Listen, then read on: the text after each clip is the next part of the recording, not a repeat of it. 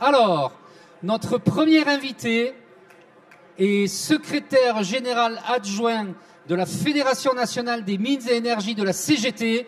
Je vous demande un accueil forum social, s'il vous plaît, pour Fabrice Counour.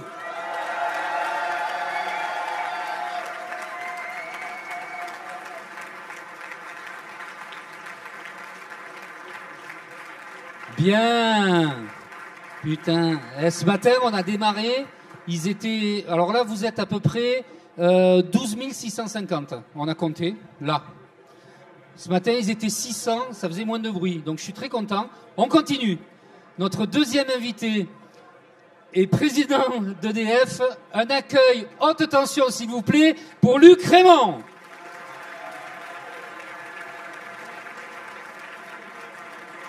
Bienvenue, bonjour.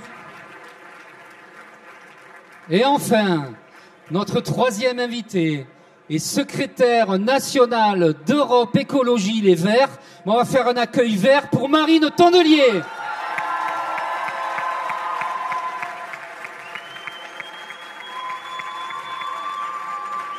Là. Bonjour, bienvenue. C'est là, le plan de table, voilà. Et pour mener à bien ces échanges, nous allons accueillir une journaliste de l'Humanité, Pauline, qui est avec nous. Pauline Achard, qui est journaliste à l'Humanité, qui va s'installer. Ah, et il y a un invité, Alban Crépel, qu'on accueille aussi. Alban Crépel, voilà. Salut Alban. Du collectif Construire l'écologie. Voilà, c'est du direct, vous voyez. On s'adapte, on est trop réactif. Pauline ? Allez, c'est à toi. Merci d'être là aujourd'hui. Nous allons faire une table ronde sur un thème très important. Il s'appelle eau, énergie, environnement, luxe ou enjeu d'avenir. Donc l'eau d'un lac, d'une rivière ou d'une marée a le pouvoir de répondre à des enjeux énergétiques environnementaux majeurs. En France, l'hydroélectricité est la première source d'électricité renouvelable et la deuxième source de production électrique derrière le nucléaire. À ce jour, cette énergie, qui représente 12% du mix énergétique français, est la plus propre connue pour produire de l'électricité à grande ampleur. Elle a l'avantage d'être modulable et donc de s'adapter aux besoins du réseau tout en étant l'une des moins coûteuses. Elle pourrait être davantage déployée, mais la gestion du parc hydraulique, historiquement contrôlé à 85% par EDF, fait l'objet d'un contentieux vieux de 20 ans avec Bruxelles. Tout commence en 2004 lorsque le gouvernement Raffarin transforme EDF en société anonyme. La France est alors sommée d'ouvrir à la concurrence l'exploitation de ses concessions hydrauliques. En refusant de s'y plier, la France a fini par mettre en rogne la Commission européenne, qui lui a adressé 2 mises en demeure, en 2015 et puis en 2019. Son objectif ? Accélérer la fin du quasi-monopole d'EDF, tandis qu'une bonne part des concessions accordées après-guerre arrivent progressivement à échéance depuis 2011. Si les gouvernements successifs étaient jusqu'ici parvenus à jouer la montre, Emmanuel Macron a annoncé en 2019 vouloir ouvrir la gestion de 150 barrages hydroélectriques à des opérateurs privés, en dépit de leur caractère hautement stratégique. Depuis, l'avenir de près de 400 concessions hydroélectriques reste dans le brouillard. Nous avons le plaisir de pouvoir aujourd'hui échanger autour de ces enjeux complexes mais non moins nécessaires au vu de l'urgence climatique. Avec le président directeur général d'EDF, Luc Raymond, la secrétaire nationale des écologistes membre du Nouveau Front Populaire, Marine Tondelier, la membre fondatrice du collectif Construire l'écologie, Alban Crépel, et pour finir, Fabrice Counour, secrétaire fédéral adjoint de la CGT FNME, qui nous reçoit aujourd'hui pour cette table ronde au Forum social. Bonjour Fabrice. Pourriez-vous, pour commencer, nous éclairer sur les enjeux de ce blocage ? Alors déjà, bonjour à tous. Ça fait plaisir de voir autant de monde. Ça fait plaisir d'être à la fête de l'humanité. Et pour nous, on avait vraiment la volonté de faire un débat autour des enjeux et puis de sortir un peu de notre zone de confort en mettant l'eau en avant, l'eau, l'énergie, l'environnement, et en débattant justement sur est-ce que c'est un luxe ou est-ce que c'est un enjeu d'avenir. Ces 3 enjeux à la FNME, on a des projets, on les porte depuis des années. Je pense qu'on les a tout le temps intégrés dans nos projets, mais peut-être pas toujours au bon niveau. il faut qu'on le reconnaisse, et on a vraiment cette volonté de s'ouvrir et de vouloir discuter un maximum avec l'ensemble des partis politiques, sauf un, vous vous doutez bien lequel, avec le mouvement écologique, pour faire évoluer les choses. Et l'intelligence collective des travailleurs qu'on représente, elle nous a permis vraiment de faire évoluer nos projets. Les électriciens et gaziers, qui sont, je pense, ici bien représentés, nous ont permis de faire évoluer notre projet. On pèse dans les luttes. L'année dernière, on avait pu en débattre et montrer qu'est-ce qu'on avait pesé dans la lutte contre la réforme des retraites. Mais aussi, on pèse dans le débat. Et ça, c'est important de se le dire, parce que depuis des années, l'épée de Damoclès qui pèse au-dessus de la France autour de la mise en concurrence des concessions hydrauliques, où il y a un double enjeu énergie et eau. Cette épée de Damoclès, les hydrauliciens, les hydrauliciennes, les électriciens, les gaziers, ils ont permis de le combattre et puis d'éviter cette mise en concurrence. Mais j'y reviendrai.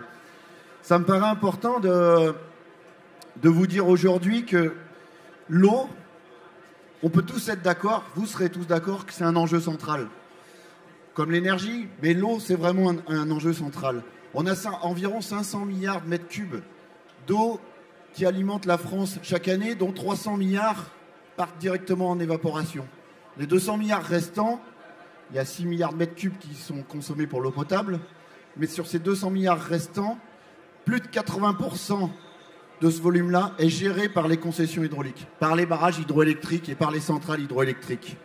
Et c'est important de se dire que l'hydroélectricité, les barrages, c'est la première énergie renouvelable. C'est une énergie décarbonée, et ça on y reviendra je pense dans le débat, mais c'est aussi une énergie très, très vertueuse, puisqu'on restitue la totalité de l'eau qu'on puise. Le prélèvement qu'on fait pour produire l'électricité, on le restitue totalement. On utilise la force de l'eau sans la consommer. Donc c'est une pépite, c'est le poumon du système énergétique. Mais c'est aussi important, et c'est le cœur un peu aussi du sujet, de se dire que autour de la production énergétique par les barrages, il n'y a pas que l'électricité.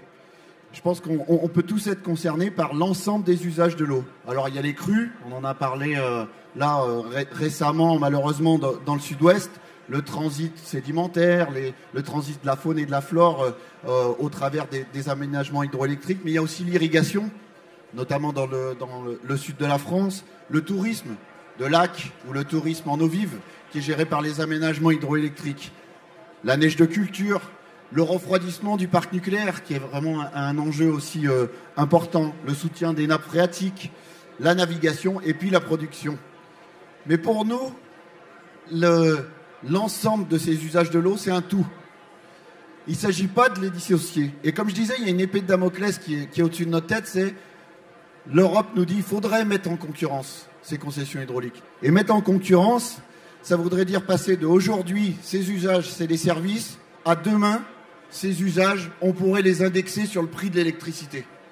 Pourquoi ? Parce que les opérateurs, alors nous on défendrait plus les opérateurs historiques que sont EDF, la CNR et la CHEM, mais les autres opérateurs qui ont vu la manne financière que pouvaient représenter les barrages hydrauliques voudraient s'installer, et quand ils seront obligés de vous fournir de l'eau pour l'irrigation sur la Durance ou pour faire de la navigation sur le Rhin, il y aura du déplacement énergétique. Et ils pourraient très vite nous dire, c'est un risque, moi si je déplace et qu'à ce moment-là je vous fournis de l'eau mais que je ne produis pas sur le marché de l'électricité, je perds de l'argent. Qui paye ? Qui paye, c'est nous, c'est vous au final. Donc la mise en concurrence, pour nous, c'est accepter de perdre, de désoptimiser le système et de perdre la possession des biens communs que sont l'eau, les barrages, mais aussi l'énergie. Et c'est surtout indexer les usages de l'eau sur le tarif de l'électricité. Et ça, pour le coup, on ne peut pas l'accepter.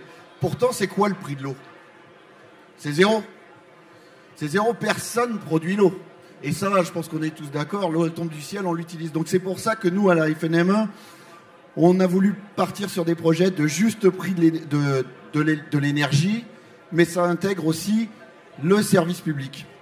Et la solution à cette menace, pour ne pas rentrer dans la complexité du dossier, elle est purement politique. Ça fait 15 ans qu'elle est purement politique. on peut se cacher derrière les injonctions, derrière les règles, mais la position, elle est purement politique. C'est le gouvernement qui peut avoir le choix de dire c'est de la sécurité intérieure, c'est un bien essentiel pour la nation, non, on ne le mettra pas en concurrence. Il y a des directives qui le permettent.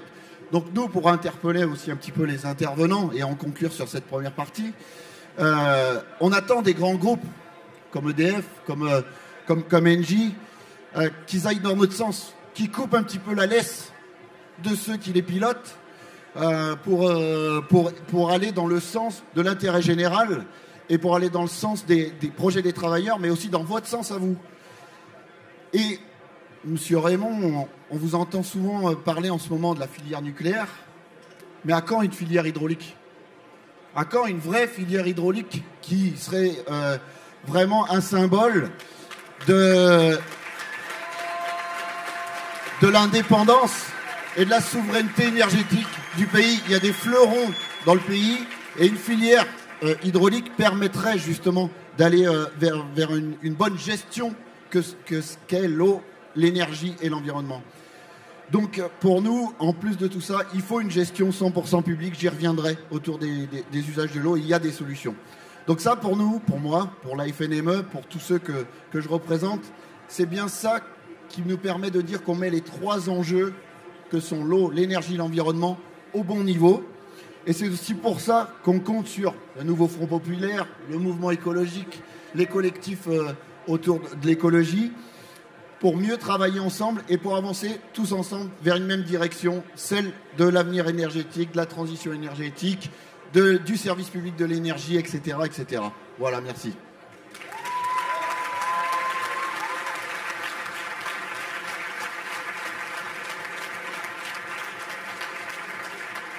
Merci Fabrice. Luc, est-ce que vous adhérez à ce que vient de dire Fabrice ? Quelle réaction vous pouvez avoir par rapport au risque de l'ouverture à la concurrence des exploitations des concessions françaises ? J'ai cru que vous alliez me demander si j'adhérais à la FNME. Non, pas tout de suite. Je pense qu'on peut faire la cotisation gratuite. On peut négocier. Tout de suite. Écoutez, je pense que Fabrice Coudour a bien posé la problématique de l'hydroélectricité en France. L'hydroélectricité, c'est vrai, c'est la plus ancienne électricité française. Et à ce jour, à mes yeux, ça reste la meilleure. Pour les raisons que Fabrice a résumées. C'est-à-dire, ça reste la meilleure parce qu'elle est totalement renouvelable et totalement commandable à l'instant où on en a besoin. C'est ça les 2 caractéristiques essentielles que l'on recherche quand on est électricien, et c'est mon rôle que d'être l'électricien de service. Donc oui, l'hydroélectricité est une excellente source d'électricité, et il nous faudrait pouvoir en faire plus dans l'avenir pour plusieurs raisons. La première, c'est que nous devrions pouvoir disposer de plus d'électricité dans l'avenir pour accompagner la décarbonation des usages électriques. Cette décarbonation des usages électriques, c'est vraiment des usages non électriques, je veux dire, c'est absolument indispensable pour réussir la bataille contre l'effet de serre. La deuxième raison, c'est qu'on a un système électrique qui est de plus en plus instable, parce qu'il doit accommoder à la fois des sources décarbonées commandables, comme le nucléaire et l'hydraulique, et des sources décarbonées intermittentes qui fonctionnent seulement quand les éléments le décident, c'est-à-dire le solaire et l'éolien. Et la combinaison des deux nécessite de plus en plus de pilotage, et c'est l'hydroélectricité qui apporte le meilleur instrument de pilotage. Donc nous devrions rechercher à pouvoir en faire plus à l'avenir. Et effectivement, Fabrice l'a très bien dit, on est bloqué depuis 20 ans par un différend juridique, en réalité, entre les autorités françaises et la Commission européenne, qui n'est pas un différend juridique insurmontable, mais il faut qu'on ait la volonté d'en sortir avec la Commission européenne, qui ne cherche pas particulièrement à viser la France, mais qui nous dit vous avez une incohérence juridique, il faut que vous la traitiez.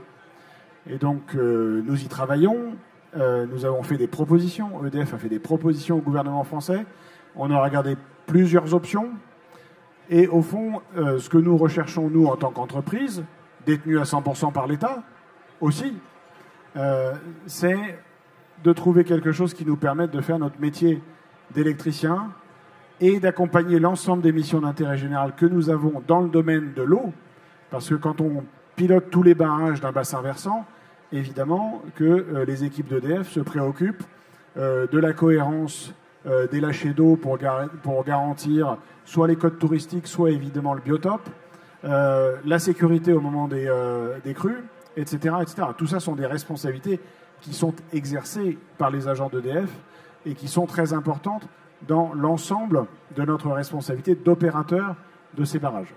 Ces responsabilités-là, il nous faut pouvoir continuer de les exercer dans le nouveau schéma.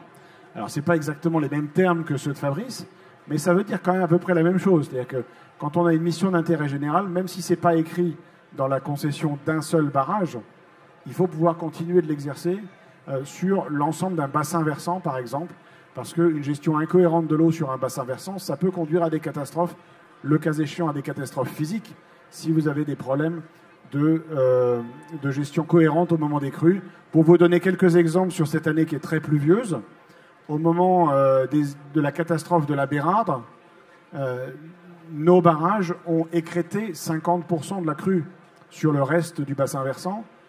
Et si nous n'avions pas piloté cela avec le savoir-faire de nos agents pour gérer ce bassin versant, il y a des villes comme Bourdoisan qui se seraient retrouvées mal, avec les pieds dans l'eau potentiellement. Donc tout ça, ça fait partie de notre savoir-faire et de la mission d'intérêt général que nous exécutons, même si ça n'est pas strictement dans le cadre des concessions. Alors quelles sont les solutions pour en sortir? La mise en concurrence, de toute façon, ce n'est pas EDF qui décide, c'est les pouvoirs publics. Mais la mise en concurrence, c'est ce qui est demandé d'une certaine manière par la Commission européenne, mais on voit bien qu'elle pose des problèmes sur la réalisation de nos missions d'intérêt général et sur la continuité d'une mission d'intérêt général suprême pour EDF, qui est la garantie de la stabilité du système électrique à chaque instant. Alors, il y a évidemment le gestionnaire de réseau qui garantit les flux, mais nous devons garantir qu'au moment où le soleil se lève ou le soleil se couche, nous sommes capables de rallumer des tranches nucléaires et de gérer l'équilibre du système à chaque seconde en mobilisant tous les jours des centaines d'infrastructures qui sont des barrages et des centrales nucléaires. Si on n'a pas la faculté de le faire de façon cohérente et opérationnelle, on met en danger le système électrique. Donc ça, c'est une mission qui est suprême pour EDF. Pour ça, ça suppose que nous continuions d'opérer l'ensemble de ces systèmes de façon cohérente et à chaque instant. Donc voilà les critères que nous allons rechercher dans les solutions.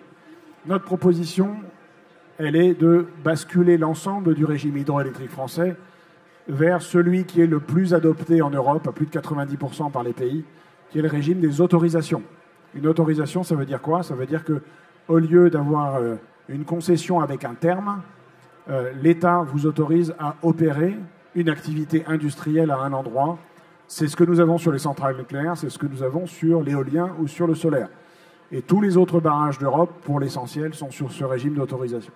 Ça nous permettrait de pouvoir continuer ces missions d'intérêt général dans un cadre qui est opéré par EDF, et ça permettrait aux autres opérateurs hydroélectriques français de faire la même chose et surtout de relancer l'investissement, parce qu'à la fin, il nous faut aller chercher plus de capacités pilotables, plus de stockage, et tout ça, même sans créer de nouvelles grosses retenues en France, rien qu'en travaillant sur les barrages existants, sur leur capacité et sur les flux, avec des investissements qui sont bien pensés, dans le régime d'autorisation, nous avons la capacité d'aller chercher plusieurs gigawatts supplémentaires qui sont vraiment nécessaires au système électrique et sans impact négatif sur la gestion amont-aval et donc sur la gestion cohérente et écologique par bassin.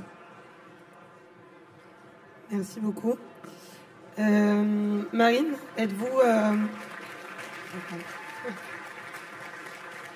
favorable à la reconstruction d'un service public de l'énergie? Et si oui, pourquoi? Et sinon, pourquoi? Donc la réponse est oui.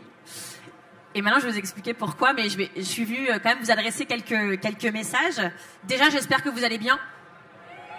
C'est toujours essentiel quand même de vérifier que tout va bien dans ce monde de brutes. Et puis, commencer par vous dire qui aurait pu prédire que le PDG d'EDF serait applaudi à la fête de l'humanité. Et qui aurait pu prédire, si, quand même, j'ai entendu, ils ont fait. Et qui aurait pu prédire que je me retrouverais, moi, Marine Tondelier, secrétaire nationale des écologistes, invitée par la CGT Mines Énergie, à débattre avec le PDG d'EDF. Ce qui est en train de se passer dans cette société est assez inédit, c'est-à-dire qu'on est à un point de bascule. un moment tournant qui rend possible des choses inédites, du genre se parler. Alors vous le faites déjà, pas forcément du même côté de la table, mais je trouve que, vu les défis qui nous attendent, il est essentiel qu'on fasse baisser les préjugés sur les uns et les autres. C'est le combat de ma vie. Quand vous êtes écologiste, bon, des fois vous êtes pénible, ok, c'est bon, ça je sais, mais toute ma vie militante, j'ai reçu des préjugés sur ce que j'étais en tant qu'écologiste. Quand j'ai expliqué à mon grand-père agriculteur en 2009 que je devenais écolo, il m'a dit « Mais qu'est-ce que je t'ai fait ?» Voilà. J'avais pas de famille à la CGT Énergie, mais je viens du bassin minier du Pas-de-Calais, et on voyait bien qu'en tant qu'écolo, on disait, du coup, tu n'aimes pas les agriculteurs, tu n'aimes pas les gens de la CGT Énergie, tu n'aimes pas, et en fait, je ne suis qu'amour, sachez-le. Nous, ce qu'on veut, c'est trouver les solutions. Et sur tous les métiers dont je viens de vous parler, en réalité, le sujet n'est pas qu'on ait envie ou pas, c'est qu'on n'a pas le choix. La transition, qu'on le veuille ou pas, on est aujourd'hui en 2024, on sait que les enfants qui naissent cette année, si on ne fait rien, on ne peut pas leur garantir l'habitabilité de la planète pour dans 30 ans. On en est là. Et donc le sujet n'est pas qu'on ait envie ou pas. Moi, par ailleurs, j'ai envie, donc ça aide. Mais c'est comment on arrive à se parler. Et ce que je dis souvent aux agriculteurs, je transpose, je leur dis que vous ayez envie ou pas, on ne fera pas l'écologie sans vous. Vous êtes un secteur tellement important. Et vous n'arriverez pas à faire l'agriculture sans nous. Si vous ne protégez pas le sol, la terre, l'air, votre santé, en fait, l'agriculture est compromise. C'est pareil pour l'énergie, c'est pareil pour plein de secteurs. Et donc la démarche des écologistes, que ce soit des militants, des élus, des gens qui par ailleurs ont des vies professionnelles, c'est de trouver les solutions et de les trouver avec des gens où parfois on va se dire tiens, qu'est-ce qu'ils font ensemble ceux-là ? Eh ben on cherche des solutions, figurez-vous. Et donc je trouve que c'est ça aussi la fête de l'humanité. La fête de l'humanité, c'est la fête, c'est important, mais c'est aussi l'unité et la résistance. Et l'unité et la résistance, c'est ce dont on a besoin pour sauver en fait le secteur énergétique français. Et quand on parle de sauver le secteur énergétique français, derrière on parle de pouvoir d'achat, on parle de la sécurité de votre approvisionnement énergétique, et c'est ça, y compris c'est pas que du confort quoi, c'est de la sécurité vraiment à la fin. On parle de climat, on parle de biodiversité, on parle de plein de choses. Et on doit le faire ensemble. Et quand je parle de résistance, je sais de quoi je parle parce que là on aborde un sujet intéressant qui est celui de l'eau, de l'énergie et l'eau. Vous savez, le premier candidat à la présidentielle écologiste, René Dumont, en 1974, c'est les 50 ans de sa candidature cette année. Alors, je peux pas faire, j'ai pas de verre d'eau, j'ai une bouteille en plastique, et dès que je touche une bouteille en plastique, j'ai 50 messages sur Twitter qui disent que je suis vraiment pas écolo parce que j'ai touché une bouteille en plastique, donc je peux pas le faire. Mais il avait son message politique de sa campagne, il avait brandi un verre d'eau en disant, regardez ce verre d'eau, c'était son clip de campagne officiel, bientôt nous viendrons à en manquer. Et tout le monde avait rigolé en disant bon c'est le mec écolo là et il nous fait son truc, on n'a rien compris.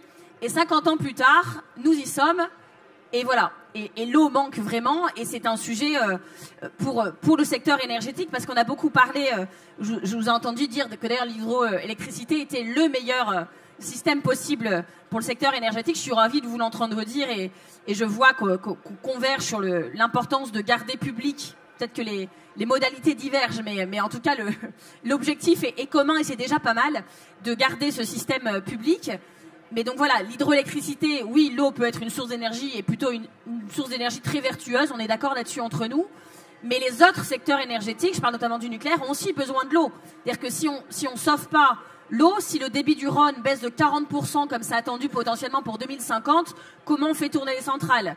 Comment on fait l'été quand il manque d'eau, quand les débits sont plus faibles ? Comment on fait quand du fait de la chaleur, on rejette potentiellement de l'eau plus chaude que la norme et avec toutes les conséquences que ça peut avoir sur les écosystèmes en aval ? C'est un sujet, la protection de l'eau, dont les énergéticiens doivent débattre et dont vous débattez d'ailleurs déjà. L'énergie, tu l'as dit avec des chiffres, des quantités. Moi, je vais le dire en volume, enfin en ordre de grandeur. L'énergie est le secteur de l'énergie est le deuxième consommateur d'eau en France, après l'agriculture. Avant l'eau domestique, c'est-à-dire que nous, quand les politiques, certains, les pas très bons en environnement, vous disent bon, les Français là, c'est la crise environnementale. Coupez votre robinet quand vous vous lavez les dents. C'est un peu de votre faute. C'est tous les Français qui coupent pas leur robinet quand ils se lavent les dents qui sont responsables de la crise énergétique. C'est n'importe quoi. Alors coupez votre robinet quand vous lavez les dents parce que c'est les trucs de base et vous éteignez la lumière et tout ça, tout ce que vous voulez. Mais c'est en ordre de grandeur, culpabiliser les gens individuellement sur leur comportement, c'est une aberration. Voilà. Je vois qu'il y a des brosseurs de dents compulsifs dans la salle. Donc oui, le secteur énergétique doit et je sais que vous l'êtes, réfléchir, être attentif à ces enjeux, y réfléchir. Moi, ce que je suis venue faire aussi aujourd'hui, c'est pas que pour vous, je le fais à chaque fois que je rencontre des travailleurs, je fais tomber toutes mes fiches vertes, voilà. C'est faire une déclaration d'amour aux travailleurs de ces secteurs. Parce que souvent, on discute des enjeux, on passe tous pour des pénibles, on s'en a l'habitude, mais la réalité, c'est que ce secteur, il bougera pas sans vous et que vous êtes ses alliés. On présente souvent les syndicalistes, les militants politiques, surtout ceux qui sont à gauche, comme des relous, des empêcheurs de tourner en rond, alors que ce qu'on fait, c'est par amour pour nos métiers, c'est par amour pour nos outils de travail, c'est par amour pour ce qu'on fait, pour notre savoir-faire, pour notre expérience, pour notre expertise. Et je ne comprends pas qu'on ne vous écoute pas plus. C'est un truc que je ne comprends pas. On vit dans un pays où, en fait, certains, on ne sait pas pourquoi, mais on croit le comprendre, bénéficient d'une présomption de crédibilité. Quoi qu'ils disent, quoi qu'ils fassent, quel que soit leur bilan, je parle par exemple de Macron ou de ses amis, ils ont une présomption de crédibilité. Par exemple, pendant la campagne législative, ils ont dit, vous, le NFP, c'est pas crédible. Votre programme, ça marche pas. Ah bon, pourquoi? On l'a chiffré, y compris les prix Nobel d'économie disent, c'est ça qu'il faut faire et ça marche. Et ceux qui nous donnaient les leçons de morale étaient des gens qui avaient creusé la dette de 1000 milliards en 7 ans, passé de 2000 milliards à 3000 milliards, qui rendent un déficit record et qui en plus, nous laissent ce déficit record, mais avec 9 millions de pauvres, chaque jour plus nombreux, chaque jour un peu plus pauvres, et qui n'ont pas fait la transition écologique. Si c'était endetté pour ça, pourquoi pas, on en discuterait. Mais là, ils l'ont même pas fait. Donc ne prenez jamais, je vous le dis, parce que je pense que vous l'entendez toute la journée, genre ouais, la CGT, et moi j'entends ouais, les écolos. En fait, ce qu'on attend de ces gens, ce n'est pas des leçons budgétaires, des leçons financières ou des leçons de morale, c'est des excuses. C'est des excuses. Et je vous le dis parce que le même René Dumont, c'est un hommage, voilà, ce discours. René Dumont, il avait son programme, il avait écrit tout un livre qui s'appelait « L'utopie ou la mort ». C'est-à-dire que René Dumont, il se considérait comme un utopiste. Et moi, je refuse ça. Je pense que 50 ans après, on peut dire à René Dumont, comme on peut dire à plein de gens qui se battent chez vous, en fait, on n'est pas des utopistes. On est des avant-gardistes. C'est nous les réalistes. C'est ceux qui vous disent, oh, c'est sympa votre programme, dis donc, oh là là, c'est créatif, hein. Mais voilà, c'est lunaire, c'est pour les doux rêveurs, c'est pas vrai. La réalité, c'est nous qui vivons dedans. C'est ceux qui pensent qu'on pourra tout continuer comme avant, continuer toujours plus de privatiser, toujours plus de concurrence, toujours plus de consommation énergétique, genre sky is the limit, ça va bien se passer. C'est pas vrai. On le sait, nous. On le sait parce qu'on a les pieds dans le terrain, dans la réalité. Et donc, je réinterviendrai tout à l'heure, mais ce que je veux qu'on se dise tous ensemble, c'est qu'on n'accepte plus, voilà, les leçons de morale, les propos dénigrants en disant, bon, vous les petits gens, là, calmez-vous déjà. Et puis, voilà. Faut pas accepter ça. Faut se retrousser les manches comme on le fait déjà. Et les 3 leçons que j'ai appris en me battant contre le Rassemblement National à Hénin Beaumont depuis 10 ans, c'est qu'on ne baisse jamais la tête, ni les yeux, ni les bras. Mais je sais qu'à la CGT, c'est aussi votre spécialité, donc c'est bien, ça nous fait déjà un point commun.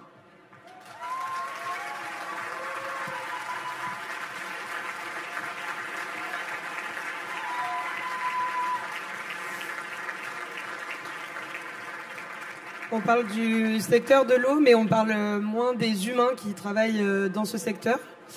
Alban, quelles conséquences pourrait avoir l'ouverture à davantage d'opérateurs privés pour l'emploi du secteur? Bonjour. Donc moi je représente un collectif qui s'appelle Construire l'écologie, qui vise à fédérer les travailleurs et les travailleuses des secteurs de la transformation écologique, mais aussi les syndicats, les associations, les chercheurs, chercheuses et tous les agents publics et les élus locaux et nationaux qui travaillent sur ces sujets-là. Alors, ça va être difficile de ne pas répéter des choses qui ont déjà été dites, mais sur le sujet de la mise en concurrence, là, effectivement, on parle de l'hydroélectricité, donc on l'a déjà dit, c'est l'énergie renouvelable, la première source d'énergie renouvelable en France, et c'est une source pilotable. Et on sait que dans la transition énergétique qu'il va falloir mener et dans l'électrification des procédés, des usages qu'il va falloir mener, c'est absolument essentiel de pouvoir combiner les sources pilotables, donc comme le disait Luc Rémond, le nucléaire et l'énergie hydraulique, et puis les sources d'énergie renouvelables qui sont moins pilotables, donc notamment l'éolien et le solaire. la mise en concurrence, enfin la mise en concurrence du secteur de l'hydraulique, effectivement, ça pose des enjeux au niveau de la gestion de l'eau, puisque aujourd'hui, au niveau de l'hydroélectricité, l'eau permet aussi énormément d'autres choses. On l'a dit, de pouvoir refroidir les centrales. Ça sert aussi à l'irrigation autour des barrages. Ça sert à plein d'autres choses. Et donc le fait de mettre en concurrence ce secteur, ça enlèverait l'intérêt général qu'il y a aujourd'hui, qui est aujourd'hui au service ça enlèverait la dimension d'intérêt général qu'il y a autour de la gestion de l'eau au niveau des barrages hydrauliques. Aujourd'hui, l'hydroélectricité, si je dis pas de bêtises, c'est autour de 20 000 emplois, peut-être un petit peu plus.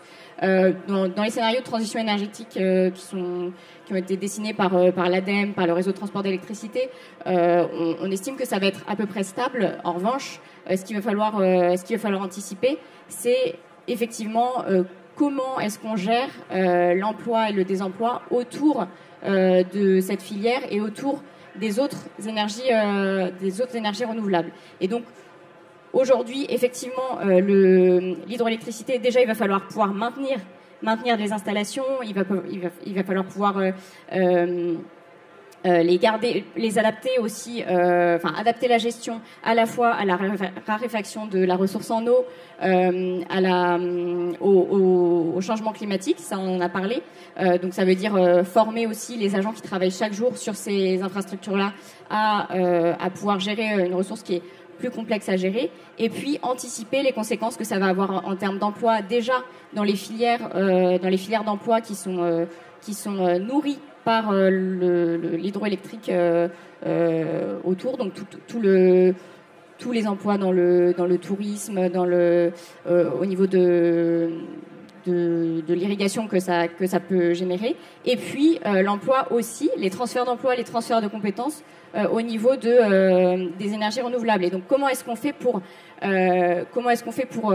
favoriser l'essor? Alors ça, ce sont des choix politiques, hein, l'importance qu'on donne à l'énergie éolienne à côté, à l'énergie solaire, quels arbitrages on fait entre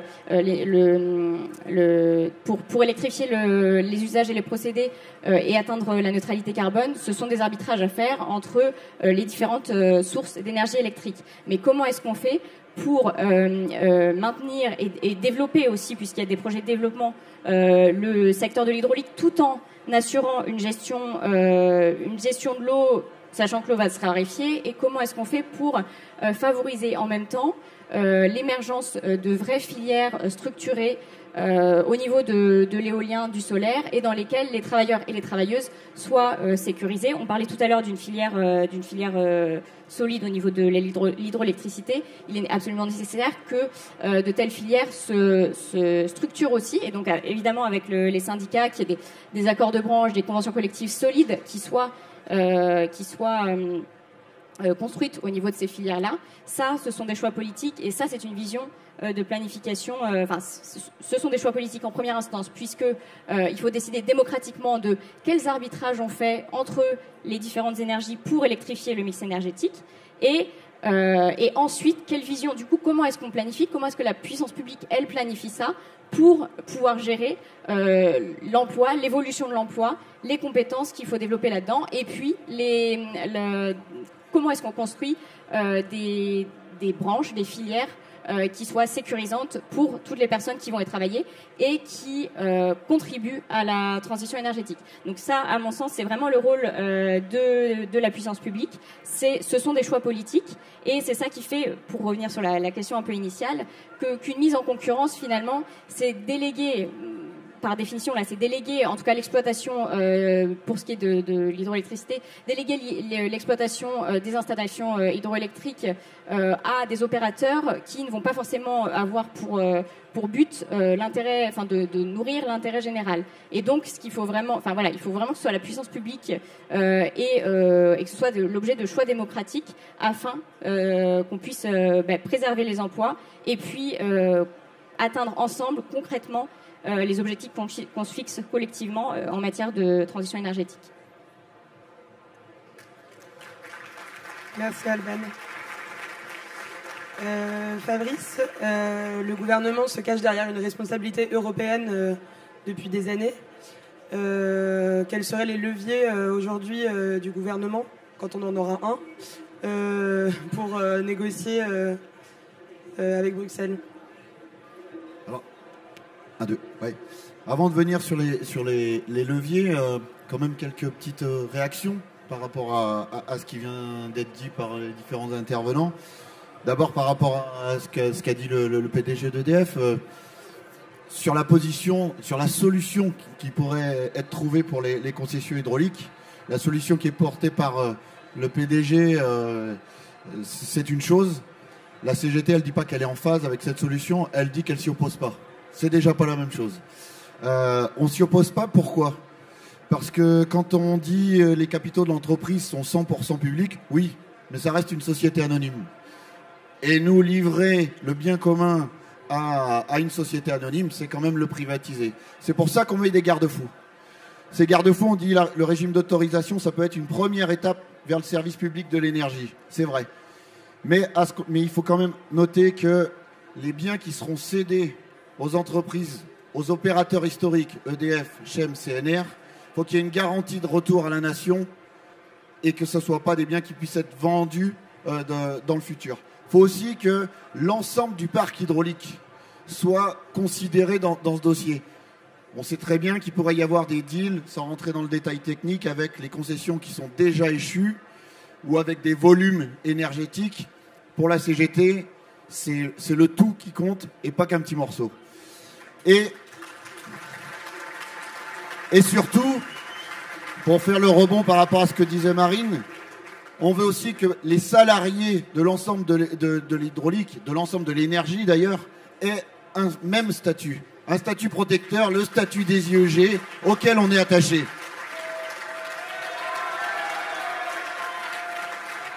Et dans les luttes qu'on a menées, notamment sur les concessions, je l'ai dit tout à l'heure, les hydrauliciens, ils s'y sont pas trompés. Ils ont su lutter. Les électriciens, ils s'y sont pas trompés, et les gaziers. Et ces mêmes électriciens et gaziers, il y en a beaucoup là dans la salle, que je reconnais des camarades, mais aussi des électriciens et gaziers. J'aimerais quand même qu'on puisse les saluer parce que c'est eux qui font le service public 7 jours sur 7, 24 heures sur 24. C'est le service public qui les anime. Ça, l'intelligence des travailleurs, comme tu disais, c'est le premier ingrédient de la réussite. Et le deuxième ingrédient de la réussite, c'est vous tous qui êtes là. C'est la conscience populaire que ces enjeux, ils sont à nous, ils nous appartiennent. Donc moi aussi, j'aimerais aussi vous saluer parce que vous êtes le deuxième ingrédient de la réussite.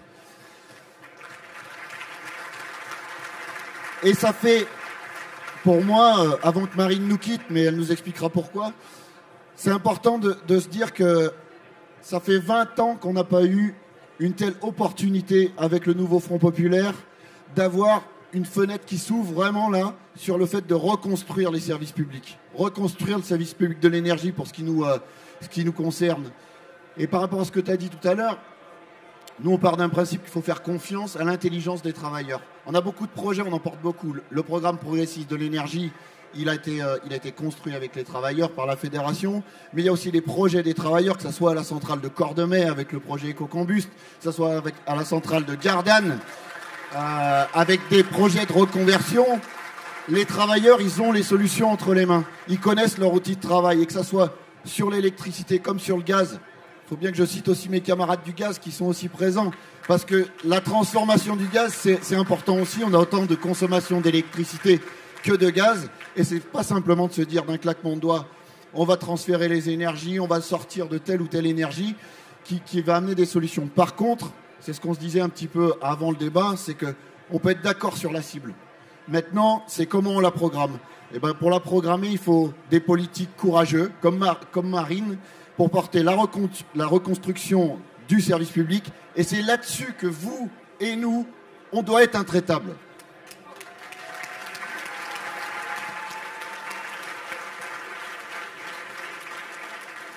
Alors, tu l'as dit, je dois partir. C'est pas par manque d'intérêt pour ce débat, c'est que j'ai rendez-vous à 14h avec mes 3 meilleurs amis, Olivier Faure, Manuel Bompard et Fabien Roussel. Et on doit débattre à 14h de l'avenir du nouveau Front Populaire qui est quand même très lié à tout ce qu'on vient de se raconter.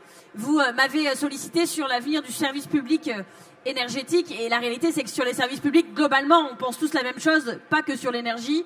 C'est pour ça, d'ailleurs, qu'on avait proposé une super Premier ministre qui s'appelle Lucie Casté, et qui est très identifiée sur ces sujets, qui se bat. Et je pense que c'est hyper important. Enfin, je pense que c'est le sujet qui est susceptible de plus fédérer en France. Parce que quand on cumule tous les usagers de services publics, celles et ceux qui en ont besoin de plus, moins cher, plus accessible, plus humain, et celles et ceux qui y travaillent, ce qui fait aussi beaucoup de monde, on voit bien qu'on a là un sujet qui nous lie, qui nous relie toutes et tous, et pour le coup, dans cette salle, je sais qu'il nous tient très à cœur. Moi, ce qui m'intéresse, du coup, c'est pas tant ça, parce que ça, on est d'accord, c'est comment on fait. Bon, alors tu as trahi le secret, c'est qu'on s'est vu avant, parce qu'on a déjeuné tous ensemble pour préparer cette table ronde. Évidemment, quand on fait des tables rondes comme ça, c'est toujours plutôt des prises de contact. Moi, ce qui m'intéresse beaucoup, c'est qu'est-ce qu'on fera après. Qu'est-ce qu'on fera de ce contact pris aujourd'hui avec vous, la CGT, mais aussi avec EDF, pour qu'on puisse se mettre autour d'une table, continuer à échanger, travailler, trouver des solutions. Sur cette relation de travail, vous savez que le soutien, il existe déjà, notamment Guillaume Gontard, qui est notre président de groupe au Sénat écologiste, qui est... en fait, il est sénateur de l'Isère, et donc bon, il y a aussi un truc géographique avec l'hydroélectricité, vous avez compris, mais vous aviez travaillé ensemble à une proposition de loi qu'il a déposée pour permettre, voilà, je sais pas, enfin, c'est pas vraiment, vous l'avez expliqué mieux que moi, c'est pas vraiment renationaliser les barrages, mais c'est trouver le système qui fait que ça ne parte pas à la concurrence du fait des règles européennes, qui, comme on a un système particulier en France et unique, bah voilà, notre système ne matche pas avec ce qui est prévu au niveau européen. Donc on a ça à sauver, c'est un sujet de travail qui existe et qu'on va continuer. Tout comme quand tu as dit l'énergie, c'est aussi les politiques publiques. Il y a besoin d'une loi pluriannuelle de programmation de l'énergie dans ce pays qu'on attend, qui est obligatoire. Et vous voyez, c'est vraiment des rebelles au gouvernement puisqu'ils désobéissent, ils ne font pas la loi qu'ils sont obligés de faire. Et surtout, ce que je voulais vous dire, c'est que je trouve qu'il n'y a rien de tel que de se voir en vrai. Enfin, les propositions de loi, les trucs, ok, mais je pense qu'on a besoin de se retrouver sur le terrain. Et donc moi, j'ai très envie de venir sur un barrage quand même. Avec toi, avec vous si vous le voulez, et qu'on aille monter un déplacement avec celles et ceux qui le voudront, pas forcément moi seule, mais pour aller attirer l'attention médiatique. Je pense que c'est typiquement le genre de sujet, vous prenez 100 Français tirés au sort, n'importe où, n'importe comment, vous les prenez, vous leur expliquez le sujet, ils sont tous d'accord avec toi à la fin. C'est juste que c'est un sujet technique, que tout le monde ne sait pas forcément. Et donc notre travail de politique, outre trouver les solutions, c'est aussi mettre des sujets à l'agenda politique. En disant, ce truc-là, ça fait 15 ans que ça bloque, on n'en peut plus, on vous explique, c'est pas normal. Et on met un peu de force populaire, on va dire, derrière ce sujet. Je suis allée à Verbaudet, je suis allée à Valdunes, je suis allée à Emma France, je suis allée chez Duralex, je suis allée même à la centrale à charbon de Saint-Avold. C'était des moments à chaque fois hyper précieux. Vous savez, quand on se bat, ça demande beaucoup d'énergie, et des fois, d'avoir des gens en tête, des paysages en tête qu'on a sauvés, des salariés qu'on a aidés, ça donne voilà, beaucoup de concret à ce qu'on fait, et d'énergie renouvelable. Et donc voilà, on sera là, à vos côtés, tu le sais, on s'en est parlé, on a toujours été là, on est là, on sera là, et donc je propose que dans les mois qui viennent, on se donne rendez-vous sur un barrage pour mettre le sujet de l'hydroélectrique public à l'agenda politique de ce pays, quand on aura un gouvernement. Mais en attendant, on prépare le prochain gouvernement aussi, ça marche ? Il sera de gauche et écologiste. Luc souhaiterait juste dire un mot avant que vous partiez, si c'est possible. Merci beaucoup. Non, avant que vous partiez, je voulais juste revenir sur le Rhône pour dire simplement que sur les questions d'eau, on travaille énormément chez EDF sur le plan scientifique, sur le plan technique et sur l'anticipation des 50 années qui viennent. Et on le fait bassin versant par bassin versant. Nos modèles scientifiques ne prédisent pas nécessairement beaucoup moins d'eau, mais beaucoup plus d'incertitudes sur les chutes d'eau. C'est pour ça aussi qu'on a besoin de plus de retenues en amont, parce que ces retenues en amont, elles sécuriseront tous les usages aval de l'eau dans les périodes où il y aura moins d'eau, et elles seront aussi capables d'écrêter les moments où il y aura beaucoup d'eau. Donc c'est une raison supplémentaire de relancer la politique hydroélectrique. Et sur les questions de gestion de température que vous mentionniez, déjà aujourd'hui, les barrages en amont permettent de refroidir les rivières pour être sûr qu'on limite l'impact au moment des étés sur tel ou tel bassin versant où il y a des centrales nucléaires en aval. Évidemment, on travaille également sur limiter les prélèvements. Alors, ce que vous mentionniez, ce n'est pas la consommation, c'était les prélèvements. En consommation, on est bien en dessous, évidemment, mais malgré tout, on continue de travailler. Voilà. Et ensuite, le reste, je ne commande pas par définition. De toute façon, on se reverra aussi, n'est-ce pas ? Le reste, je ne commande pas par définition, ce n'est pas mon rôle. Mais ce que je peux vous dire en tant que dirigeant d'une entreprise publique, c'est que nous, au fond, on a besoin d'un consensus national sur la durée sur nos sujets. Parce que nous portons des investissements à 20, 25, 30 ans. Par définition, on a besoin de construire un consensus national. C'est impossible pour nous d'accomplir notre mission si on se dit qu'on va comme ça. Voilà. Donc, on a besoin que les responsables publics, et vous en faites partie, en fait, si on arrive au pouvoir, vous avez national. besoin qu'on y reste longtemps pour qu'il y ait de la prévisibilité. On a noté. Merci beaucoup. Merci Marine.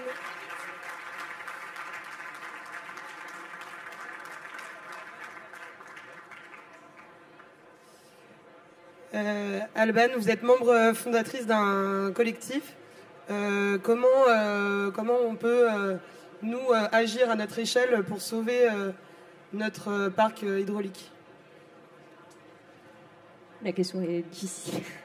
Je disais, on en a discuté pendant le déjeuner tout à l'heure. On se disait, c'est vrai que avec effectivement la privatisation. Aujourd'hui, les prix de l'électricité, ils sont très très peu lisibles par ceux qui utilisent l'électricité, et on discutait aussi du fait que la part de l'électricité dans le mix énergétique n'avait quasiment pas bougé depuis plus de 20 ans, alors qu'on a besoin d'aller vers davantage d'électrification et de sortir des énergies fossiles. Ça va évidemment avoir énormément d'impact en termes d'emploi, parce qu'aujourd'hui les secteurs gaziers et pétroliers emploient énormément de monde, et ça va aussi nécessiter qu'on monte en puissance sur les énergies renouvelables et sur l'électricité. Et la première chose à faire là-dessus, et à l'encontre de laquelle irait le fait de privatiser ce secteur-là, de privatiser une partie de l'exploitation de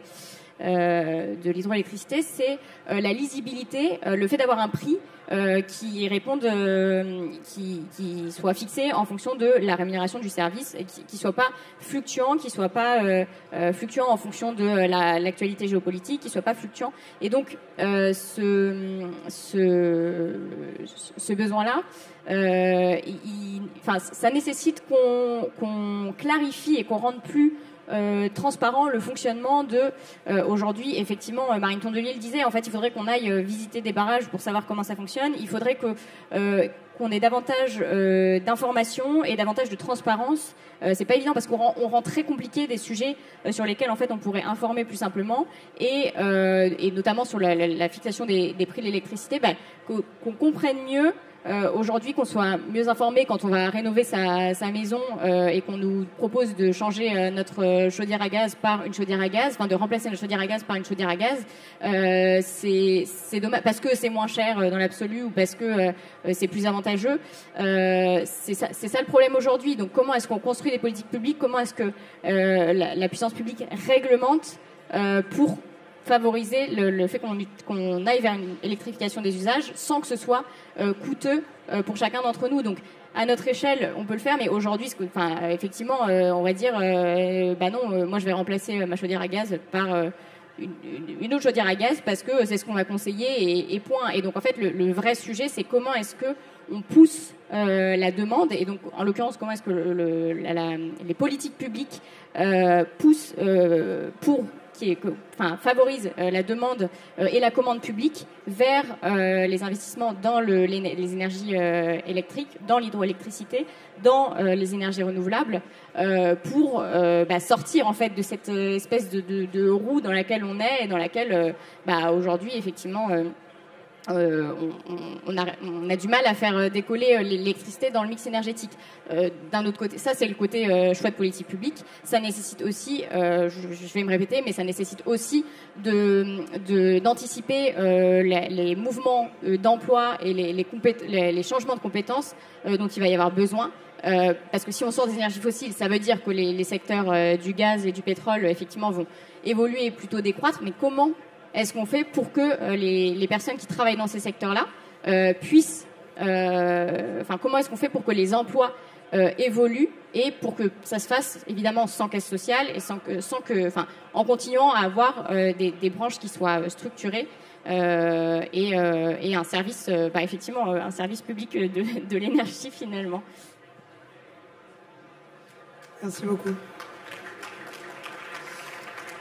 Vu qu'on parlait tout à l'heure d'investissement et du fait que le maintien d'EDF, la position dominante d'EDF sur le parc hydraulique pourrait favoriser les investissements, est-ce que vous pourriez nous en dire un petit peu plus? Oui, bien sûr. Je vais d'abord rebondir sur ce que disait Alban, parce que je trouve que c'est très important, ce que vous avez dit. On est à la croisée des chemins sur l'électricité, vraiment. On a vécu une crise sans précédent sur les 2 dernières années, qu'on est en train de dépasser, à la fois parce qu'on a repris le contrôle de notre appareil de production en dépassant le problème industriel que l'on a rencontré sur nos centrales nucléaires, et parce qu'aussi on a trouvé une façon d'organiser le commerce de l'électricité d'une façon qui évite le yo-yo permanent et qui permet de donner aux clients des perspectives, aux usagers, des perspectives de moyen terme. Excusez-moi. De temps en temps, il faut que je traduise parce que sinon, voilà, c'est pour moi. Donc, donner aux usagers une perspective de moyen terme stable. Et donc, notre vrai enjeu maintenant, c'est de redonner confiance à nos concitoyens dans l'utilisation de l'électricité pour qu'ils choisissent l'électricité décarbonée plutôt qu'autre chose. Et ça, c'est notre enjeu vital pour réussir la stratégie bas carbone. Et donc, c'est d'abord du côté de l'usage qu'il faut travailler parce que, voilà, tout le monde se pose la question, est-ce que je vais passer au véhicule électrique? Est-ce que je prends un autre type de véhicule? Est-ce que je passe de la chaudière à gaz à la pompe à chaleur, etc., etc. Et pour l'instant, il n'y a pas d'adoption massive. Et donc, en fait, on augmente nos capacités de production électrique pour répondre à une adoption massive. Et pour l'instant, on ne voit pas notre consommation électrique qui augmente. Donc ça veut dire qu'on n'est pas en train, pour l'instant, de montrer la conversion massive des usages vers l'électricité décarbonée. Et donc notre premier enjeu collectif, pour les mois et les quelques années qui viennent, c'est d'arriver à concrétiser ce pari collectif de dire nous allons décarboner, ça nous rend aussi plus indépendants économiquement, ça nous rend plus autonomes, et on va le faire grâce à l'électricité décarbonée et grâce au gaz renouvelable. Et je vous oublie pas, vous voyez. Donc, c'est vraiment les 2 véhicules qui vont nous permettre de faire un pas à la fois de souveraineté énergétique, de compétitivité économique, parce que la décarbonation, c'est compétitif, et évidemment de respecter nos engagements climat. Donc ça, c'est le premier point très important. Alors, je reviens aux investissements ensuite. Évidemment, pour accompagner ensuite la demande dans la durée, il nous faut travailler sur notre plan d'investissement. Et quand on regarde notre plan d'investissement, c'est ce que je disais à Marine Tondelier avant qu'elle parte, notre plan d'investissement, il s'inscrit sur 2040-2050. Parce que nous devons, chez EDF, prédire les infrastructures dont nous aurons besoin, à la fois en production et puis avec nos filiales gestionnaires de réseau en distribution et en transport, pour cet horizon de temps. Parce que le temps de mettre en place ces investissements fait qu'ils seront disponibles à l'horizon fin des années 30. Et pour ça, il faut que nous soyons sûrs de ce que nous voyons, il faut que nous soyons sûrs aussi de notre environnement de travail. Alors, notre environnement de travail, ça peut être une solution du type de celle que vous appelez. Mais pour l'instant, je ne l'ai pas. Voilà, je ne sais pas si elle viendra un jour. Et au fond, ce n'est pas mon travail à moi de savoir quel est le dispositif public qui sera arrêté. Mon travail à moi, c'est de dire j'ai besoin de cette visibilité de long terme pour pouvoir conduire l'entreprise à faire les bons choix avec l'ensemble de ses équipes, faire en sorte que les 180 000 salariés du groupe EDF répondent présents sur les bons outils avec les bonnes technologies au moment où l'ensemble de notre pays en aura besoin. C'est ça notre enjeu. Alors, sur l'eau et sur l'hydroélectricité, nos investissements, pour l'instant, ils sont limités en France aux investissements de maintenance. On est en train de les augmenter parce qu'on a jugé qu'il fallait faire davantage de maintenance prédictive et de maintenance anticipée sur l'ensemble de nos barrages, mais ça reste des investissements de maintenance. Nous souhaiterions être capables de faire des investissements de capacité, c'est-à-dire augmenter la capacité de certains barrages, augmenter la capacité des machines pour avoir une meilleure production, transformer certains barrages en stations de pompage pour être capable de faire du stockage. Pour ça, on a besoin de notre changement de régime juridique dont on a parlé tout à l'heure. Et dans cette hypothèse-là, on serait capable d'investir davantage. En attendant, nous avons impérativement besoin de maintenir notre filière industrielle hydroélectrique au meilleur niveau mondial. Et nous le faisons en faisant des projets à l'international, par définition. Parce que quand on n'investit pas en France, il faut qu'on maintienne nos savoir-faire, nos ingénieurs, les entreprises avec lesquelles on travaille, etc., sur des projets sur lesquels on reste au meilleur niveau à l'international. Et donc c'est comme ça que cette année, on raccorde au réseau camerounais le barrage de Nartigal, qui est un grand barrage africain, qui va être une très grande contribution au développement du Cameroun. Mais dans l'histoire, il y a eu des très grands projets. Au Laos, il y a le projet Namton 2, qui est un grand barrage et un très grand projet de l'histoire d'EDF. Voilà, donc quand on est à l'international, c'est aussi pour être sûr que nous gardons les compétences, la filière industrielle déployée à des endroits où on peut la déployer pour être, le moment venu, capable de le remettre en France quand on sera capable de refaire des projets en France. Merci beaucoup.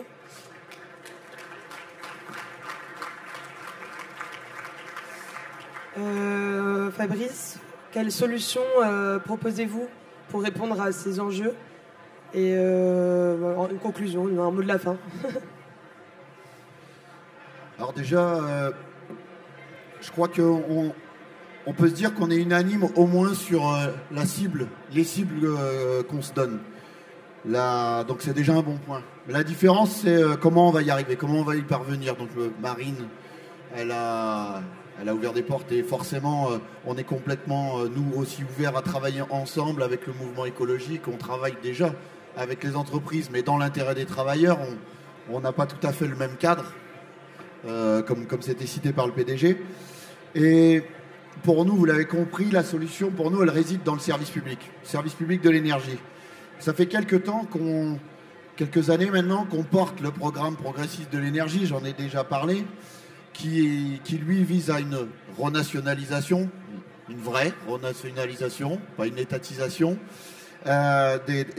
du secteur de l'énergie, de l'électricité, du gaz, avec un mix énergétique qui, lui, soit équilibré, avec des énergies pilotables, des énergies intermittentes, des énergies qui se complètent et pas qui s'opposent, et qui permettent le développement des énergies renouvelables. L'hydraulique permet le développement des énergies renouvelables puisqu'elle répond à la notion d'intermittence aussi du côté des barrages, mais vous l'avez cité. Mais quand on a proposé ce programme aux élus politiques, puisqu'on voit bien que le curseur il est politique, on nous a souvent dit ouais mais c'est bien, c'est créatif comme disait Marine, mais ça coûtera trop cher. Ça coûtera trop cher, ça ne sera pas réalisable. Eh bien, aujourd'hui, pour la FNME CGT, moi je suis extrêmement fier de vous dire qu'on a amené toute une étude, tout un dossier avec des économistes, avec des cabinets d'expertise, comme expliquait Marine tout à l'heure. Et aujourd'hui, on sort, et les camarades de la FNME qui sont présents un petit peu autour vont distribuer les prospectifs, le financement du programme progressiste de l'énergie. Et ce financement de ce service public de l'énergie, de ce grand service public de l'énergie, il s'appuie sur 3 piliers. Enfin, il met en avant 3 choses. C'est qu'on renationalise. Il est possible de renationaliser l'électricité, le gaz et même le pétrole d'ici 2035 et qu'on le finance totalement sans alourdir la dette, avec une balance économique nulle. Ça, c'est le premier point. Donc ça, c'est possible. C'est appuyé, c'est étayé économiquement. Mais dans le même temps que ce financement du grand service public de l'énergie, il y a un point extrêmement clé, c'est qu'on baisserait les factures de 21% pour l'ensemble des usagers. Et ça, c'est un point clé essentiel. Et les usagers, nous, on les rend acteurs.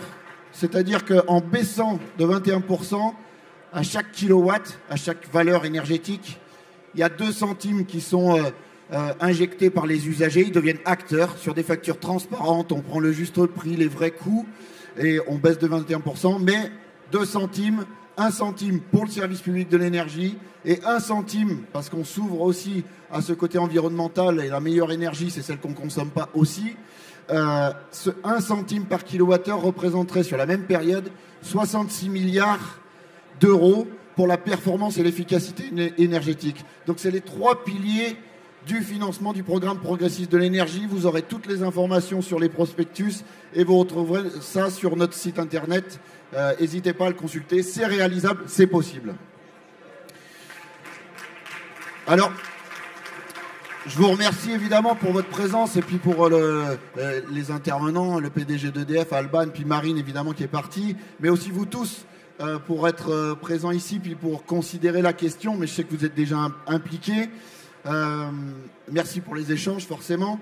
Mais j'aimerais quand même qu'on se dise qu'on est à la fête de l'UMA, on est rassemblés, on est déterminés. Et on peut rêver d'un avenir meilleur, parce qu'il y a des solutions, et là on vous le prouve avec le financement du programme progressiste de l'énergie. Donc quand je vous vois tous ici, même si ça bouge au fil du temps, qu'il y a des têtes qui changent, ben je me dis qu'ensemble c'est possible. Et ensemble les camarades, face au capital, nous allons gagner. Merci à tous.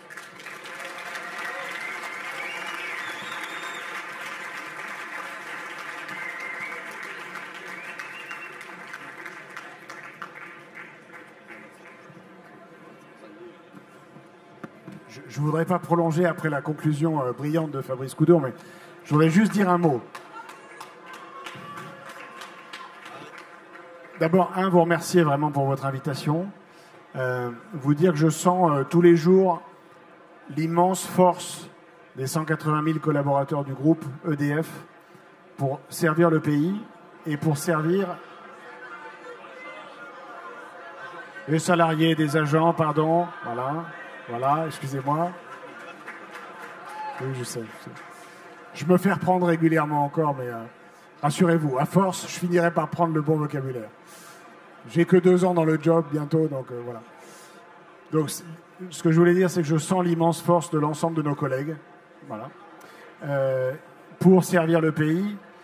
Et quels que soient les débats qu'on peut avoir sur le mode d'organisation de l'entreprise, moi, le seul point sur lequel je veux vraiment partager notre urgence collective, c'est qu'on se bat tous pour le climat et qu'il n'y a pas une minute à perdre. Et donc, pour avoir dirigé des activités un peu dans le monde entier, on adore le débat sur les modes d'organisation en France, mais il ne faut pas que ce débat nous ralentisse. La véritable urgence, c'est faire réussir la lutte contre le changement climatique. On a la chance inouïe au sein du groupe EDF d'avoir notre intérêt d'entreprise 100% aligné avec cet objectif. Et donc, vous pouvez compter sur moi, vous pouvez compter sur l'ensemble de mes collègues pour qu'on dédie toute notre énergie à ça. Et puis, évidemment, on continuera à avoir des débats intéressants sur des tas de trucs. C'est un autre débat, on ne va pas l'ouvrir parce qu'on est obligé de conclure, mais moi, je prends les remerciements du PDG, évidemment, puis je me dis que comme on va rentrer dans les négociations annuelles obligatoires salariales, la reconnaissance, elle ira même au-delà.